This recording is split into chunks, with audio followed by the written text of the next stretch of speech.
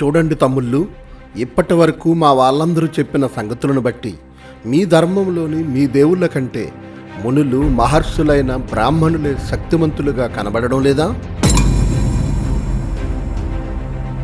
దేవుడు ఈ సర్వసృష్టిని కలుగజేసి ఈ సృష్టిలో భూమిపై మనిషిని సృష్టించినవాడు, మహాశక్తివంతుడు, మహోన్నతుడు. అలాంటి దేవుణ్ణి మునులు మహర్షులైన బ్రాహ్మణులు శపిస్తే శాపానికి గురవడమా? మీకు అర్థం కావడం లేదా? ఈ బ్రాహ్మణులే తమ ఆధిపత్యం కోసం దేవుళ్లను సృష్టించి ఆ దేవుళ్ళు తమకు భయపడుతున్నట్టుగా చిత్రీకరించి తరతరాలుగా మన భారతదేశ ప్రజలను మోసం చేశారు. దేవుని శక్తి ముందు మనుషుల శక్తి ఏ పాటిది? కానీ మీ ధర్మంలో మునులు మహర్షులైన బ్రాహ్మణులే శక్తిమంతులుగా కనబడుతున్నారు. ఇప్పటికైనా ఆలోచించండి. మన దేశంలోని దేవుళ్ళు మనుషులు సృష్టించిన దేవుళ్ళ, మనుషుల చేత సృష్టింపబడిన దేవుళ్ళ? మనల్ని రక్షించేది మనం సృష్టించిన దేవుళ్ళు కాదు, మనల్ని సృష్టించిన దేవుడు. మనల్ని రక్షించే ఆ దేవుడు ఎవరో కాదు, సర్వలోక రక్షకుడు,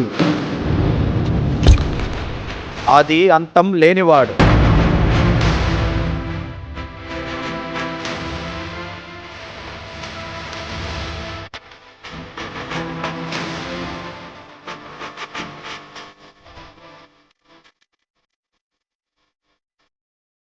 మరణాన్ని గెలిచిన మహాగణుడు,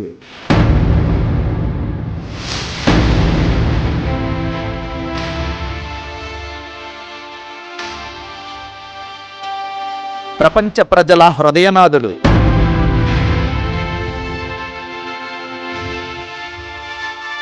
అందరికీ ప్రభువు,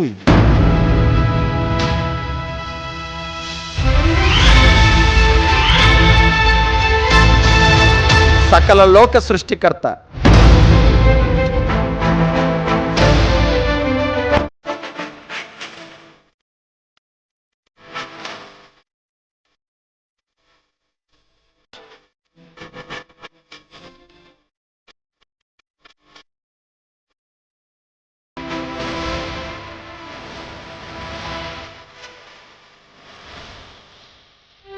ఆయనే ప్రభువైన యేసుక్రీస్తు.